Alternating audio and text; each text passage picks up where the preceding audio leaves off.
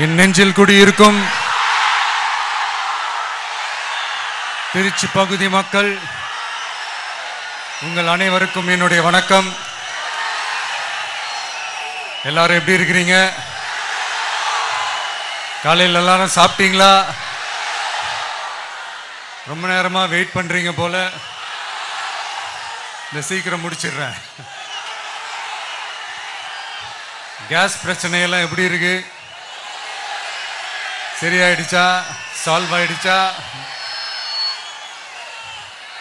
கேஸ்லாம் புக் பண்ணீங்கன்னா புக் ஆகுதா? இந்த கேஸ் பிரச்சனையினால எவ்வளவு பிரச்சனைகள், எவ்வளவு டீ கடைகள் மூடிட்டாங்க, எவ்வளவு ஹோட்டல்ஸ் மூடிட்டாங்க, இதனால எவ்வளவு கஷ்டங்கள், எவ்வளவு நஷ்டங்கள். அவங்களாச்சும் கொஞ்சம் உஷாரா இருந்திருந்தாங்கன்னா இந்த கேஸ் தட்டுப்பாடை கொஞ்சம் கண்ட்ரோல் பண்ணியிருக்கலாம். இவங்களாச்சும் கொஞ்சம் முன்னெச்சரிக்கையா இருந்திருந்தா அட்லீஸ்ட் நம்ம ஊர்லயாச்சும் இந்த கேஸ் தட்டுப்பாடை கொஞ்சம் கண்ட்ரோல் பண்ணியிருக்கலாம். இவங்க 2 பேரும் தான் இதுக்கு காரணம்.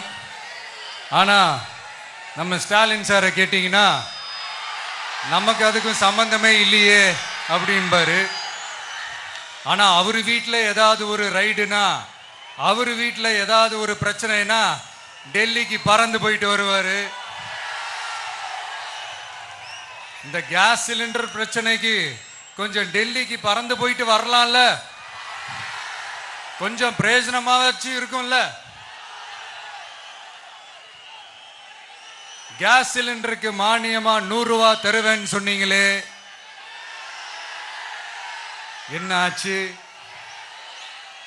கரும்புக்கு ஆதார விலையா 4000 ரூபாய் தருவேன்னு சொன்னீங்களே, என்ன ஆச்சு? இந்த ரேஷன்ல சர்க்கரை 1 கிலோ எக்ஸ்ட்ரா தருவேன்னு சொன்னீங்களே, என்னாச்சு? ரேஷன்ல உளுந்தம்பருப்பு கொடுப்பேன்னு சொன்னீங்களே, என்னாச்சு? நானும் இது எத்தனை வாட்டி ரிப்பீட் பண்றதுன்னு எனக்கு தெரியல. நீட்டை ரத்து செய்வோம்னு சொன்னீங்களே, என்னாச்சு? ஸோ எதெல்லாம் அவரால் செய்ய முடியாதோ அதையெல்லாம் பொய் வாக்குறுதிகளாக கொடுத்து ஏமாத்துறது தான் இவருடைய வேலையே. இப்போ அடுத்த செட் ஆஃப் இந்த பொய் வாக்குறுதிகளை ரெடி பண்ணிட்டாரு. அதனால அவரை மாதிரி நாங்கள் பொய் வாக்குறுதிகள்லாம் கொடுக்க மாட்டோம். மக்களுடைய தேவைகள் என்னன்னு சரியா புரிஞ்சுக்கிட்டு அதுக்கேற்ற மாதிரி தான் நாம செயல்படுவோம். 6 சிலிண்டர்கள் தாய்மார்களுக்கு கட்டணம் இல்லாம அன்னபூர்ணி சூப்பர் 6 திட்டம் சொன்ன மாதிரியே நிறைவேற்றுவோம். கல்யாணம் ஆகி போற நம்ம தங்கைகளுக்கு 1 பவுன் தங்கமும் பட்டு சேலையும் சொன்ன மாதிரியே கொடுப்போம். 60 வயசு வரைக்கும் இருக்கிற குடும்ப தலைவிகளுக்கு மாதந்தோறும் 2500 சொன்ன மாதிரியே கொடுப்போம். என்னுடைய அம்மா, அக்கா, தங்கைகள் எல்லாருமே தமிழ்நாட்டில் எந்த மூலையிலிருந்து எங்க வேணாலும், தமிழ்நாட்டுக்குள்ள எந்த பஸ்ல வேணாலும் ஃப்ரீயா சொன்ன மாதிரியே ஃப்ரீயா போகலாம். கல்வி, ரேஷன், மருத்துவம், குடிநீர், சாலை வசதி, பஸ் போக்குவரத்து, இந்த மாதிரி அடிப்படை விஷயங்கள்ல தான் எங்களுடைய முதல் கவனம் இருக்கும். நான் ஏற்கனவே சொன்னது மாதிரி நிறைய கவர்மெண்ட் ஸ்கூல்ல இந்த டாய்லெட் வசதிகள்லாம் சரியா இல்லை, அதை சரிப்படுத்தணும்னு சொன்னோம். உடனே இதெல்லாம் ஒரு பெரிய விஷயமா அப்படின்ட்டு சில அறிவாளிங்க கேட்டாங்க. அந்த அடிப்படை வசதிகள் இல்லாததுனால தான் ஒரு 12th ஸ்டாண்டர்ட் படிக்கிற பொண்ணு ஒரு அவசரத்துக்கு ஒரு காட்டு பக்கம் ஒதுங்கினாங்க. என்னாச்சு? இந்த உலகத்தை விட்டே போயிட்டாங்க. அதுக்கு என்ன காரணம்? இந்த மாதிரி அடிப்படை வசதிகள் இல்லாததான் காரணம். அதனால் என்னுடைய தாய்மார்களே, உங்களுக்கு பாதுகாப்பு இல்லாத இந்த அடிப்படை வசதிகள் கூட செஞ்சு கொடுக்காத இந்த தீய சக்தி திமுக அரசை என்ன பண்ணலாம்? தூக்கி வீசி எறிவோமா? எதுக்கு இப்ப அங்க இங்க சுத்திக்கிட்டு நம்ம ஊருக்கே வருவோம், நம்ம திருச்சிக்கே வருவோம். இங்க ஒரு மந்திரி இருக்கிறாரு,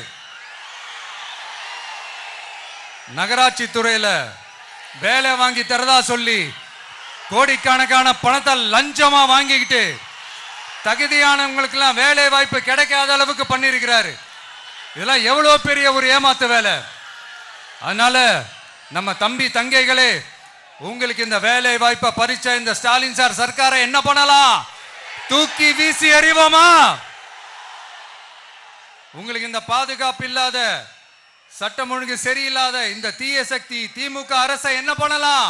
தூக்கி வீசி எறிவோமா? நகராட்சி துறையில மட்டுமே 1000 கோடிக்கு மேல ஊழல்னா, அப்ப மற்ற துறையில எல்லாம் கொஞ்சம் கணக்கு போட்டு பாருங்க, தலையெல்லாம் சுத்தி போயிடும். நான் கொஞ்ச நாளைக்கு முன்னாடி சொல்லியிருந்தேன், இந்த ஸ்டாலின் சார் டாக்ஸ் அப்படின்ட்டு, இந்த ஜிஎஸ்டி மாதிரி எஸ்எஸ்டி, அதை பத்தி அவங்க வாயை திறக்கலைங்க. என்னமோ அவங்களே ஒத்துக்கிட்ட மாதிரி இருக்குது. ஆமா, இப்படி ஒரு டாக்ஸ் இருக்குது அப்படின்னு அவங்களே ஒத்துக்கிட்ட மாதிரி ஆயிடுச்சு.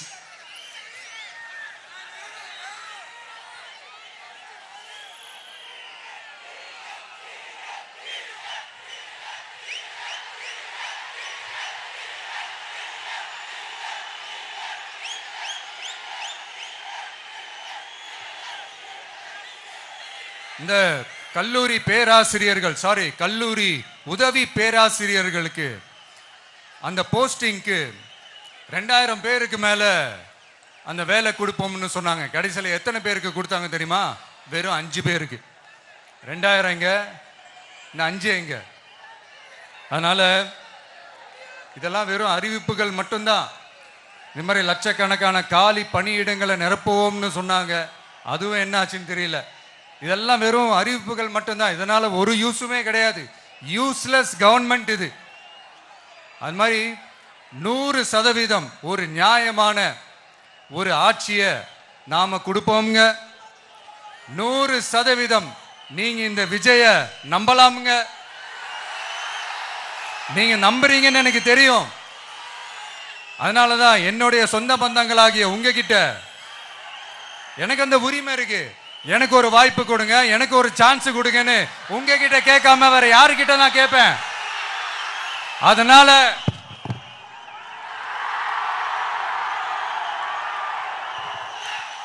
எனக்கு ஒரே ஒரு வாய்ப்பு கொடுங்க.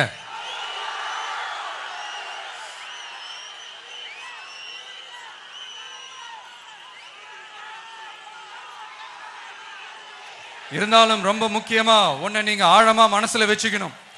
இந்த எலெக்ஷன்ல திமுக ஏலத்தில் எடுத்திருக்கிற கல்லாப்பெட்டி கூட்டணியோட சேர்ந்து, அப்புறம் நாம ஏற்கனவே சொன்னோமே அந்த மற்றும் பலர் கூட்டணின்னு ஒண்ணு இருக்குல்ல, அவங்களோடும் கள்ள கூட்டணி போட்டுக்கிட்டு எல்லாரும் முன்னா சேர்ந்துக்கிட்டு நம்மள உங்க விஜய எப்படியெல்லாம் எதிர்க்கிறாங்கன்னு நான் சொல்லிதான் உங்களுக்கு தெரியணும்னு அவசியம் இல்லை. இந்த கரூர் நிகழ்ச்சி சூழ்ச்சின்னு பலர் சொல்றது மாதிரி நம்ம கடைசி படமான ஜனநாயகன், அதான் நம்ம மனசுக்கு நெருக்கமான உங்க எல்லாரோடும் நமக்கு இருக்கிற பூர்வ ஜென்ம பந்தத்தை இன்னமும் எங்க இறுக்கமா மாத்திடுமோன்னு, எங்க அது இந்த தேர்தலில் நமக்கு மிகப்பெரிய ஆயுதமா மாறிடுமோன்னு ஒரு கூட்டு சூழ்ச்சி, அதோட இன்னும் பல பல சூழ்ச்சிகள். அதனால உங்க மகன், உங்க அண்ணன், உங்க தம்பி, உங்க விஜய் கேட்கிறேன், உங்களுக்காக நீதி கேட்க வந்த எனக்கும் சேர்த்துதான் நீதி வேண்டும். அவங்க கொள்ளையடிக்க இதுவரைக்கும் எப்படி உங்களை ஏமாத்திட்டு இருக்காங்க தெரியுமா? இந்த காங்கிரஸ்ல இருக்கிற சிலரை கையில பணப்பையில போட்டுக்கிட்டு சிறுபான்மை மக்களை ஏமாத்த ஒரு நேரடி பாதி கதர் கூட்டணி, அப்புறம் இந்த மற்றும் பலர் கூட்டணின்னு ஒண்ணு இருக்குல்ல, அதோட டெல்லி ஓனரோட ஒரு கொள்ளைப்புற கள்ள கூட்டணி, அதாவது பாதி காவி கூட்டணி. கொள்கைன்னு ஏமாத்துறாங்க. அதனால இந்த திமுகவையும் நம்பாதீங்க, இந்த பாஜகவையும் நம்பாதீங்க. 2 பேரும் வேற வேற கூட்டணி எல்லாம் கிடையாது, ஒரே கூட்டணி தான். 2 பேரையும் நம்பாதீங்க. இதுல எந்த டவுட்டும் உங்களுக்கு வேணாம். நீங்க திமுகவுக்கு ஓட்டு போட்டாலும் சரி, அந்த மற்றும் பலருக்கு நீங்க ஓட்டு போட்டாலும் சரி, நீங்க யாருக்கு ஓட்டு போடுறதுக்கு சமம்னு நீங்களே புரிஞ்சுக்கோங்க. அதனால இந்த வரப்போற தேர்தலில் டிவிகேக்கு உங்க சப்போர்ட்டை கொடுங்க. இன்னும் பல வருஷத்துக்கு தமிழ்நாடு சூப்பரா இருக்கும். அப்புறம் நான் ஒரு விஷயத்தை திருப்பி ரிப்பீட் பண்றேன்னு சொல்லி யாரும் தவறா எடுத்துக்க வேணாம். ஏன்னா அது என்னுடைய கடமை. ஒவ்வொரு ஊருக்கும் போய் அதை நான் ரிப்பீட் பண்ண சொல்லியே ஆகணும். ஏப்ரல் 23ஆம் தேதி சும்மா காலங்காத்தால பக்காவா ரெடி ஆயிட்டு ஓட்டர் ஐடி கார்டை கையில எடுத்துக்கிட்டு முதல்ல பூத்துல போய் நின்னு அந்த விசில் சின்னத்துக்கு நேரா இருக்கிற அந்த பட்டனை ஒரு அழுத்துங்க. உங்க வீட்டுல இருக்கிற ஒவ்வொருத்தரையும் அழைச்சிட்டு போங்க. சப்போஸ் வெளியூர்ல இருந்து இங்க திருச்சியில இருக்கீங்கன்னா என்னடா ஊருக்கு போய் ஓட்டு போடணுமேன்ட்டு அசால்ட்டா விட்டுறாதீங்க. இப்பவே அட்வான்ஸ் அவங்களுடைய டிக்கெட்டை புக் பண்ணுங்க. இது ஒரு தலைமுறைக்கான ஒரு தேர்தல், உங்களுக்கான தேர்தல். எவ்வளவு பெரிய வசதியான வாழ்க்கையா இருந்தாலும் எல்லாத்தையும் உதறி தள்ளிட்டு உங்களுக்காக மட்டுமே வந்திருக்கிறேன். உங்களுக்காக நன்றி கடன் செலுத்துறதுக்காக மட்டுமே வந்திருக்கிறேன். அத்தனை வழிகளையும் தாங்கிக்கிட்டு உங்களுக்காக மட்டுமே வந்திருக்கிறேன். ஒரு நாளும் பொய் சொல்லி உங்களை நான் ஏமாத்த மாட்டேன். இந்த 4 முனை போட்டி 40 முனை போட்டின்னு எத்தனை முனை போட்டின்னு வந்தாலும் இங்க 2 முனை போட்டி மட்டும்தான். ஒன்னு டிவிகே, இன்னொன்னு டிஎம்கே. மக்கள் விரோத ஆட்சி நடத்துற ஸ்டாலின் சார் வேணுமா, மக்களை நேசிக்கிற விஜய் வேணுமா? அவ்வளவுதான் இந்த தேர்தலே. அதனால உங்க விஜய்க்கு, உங்க அண்ணனுக்கு, உங்க தம்பிக்கு, உங்க பிள்ளைக்கு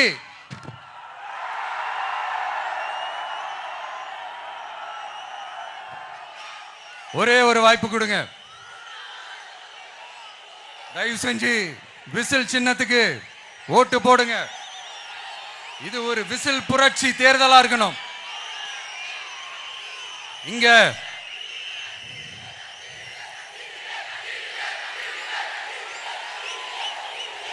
தேங்க்யூ.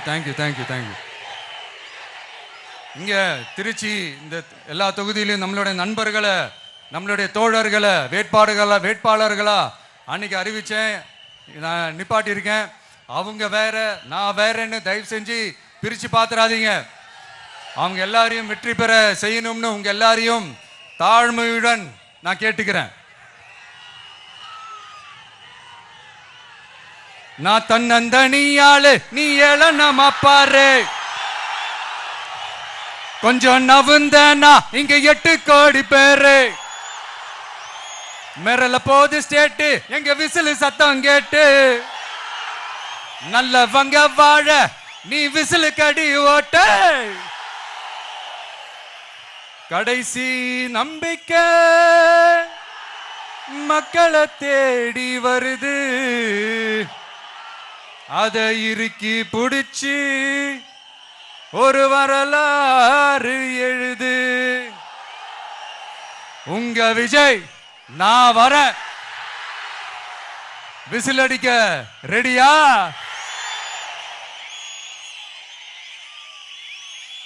கான்பிடண்டா இருங்க. நல்லதே நடக்கும். வெற்றி நிச்சயம். மீண்டும் சந்திக்கும் வரை நன்றி, வணக்கம்.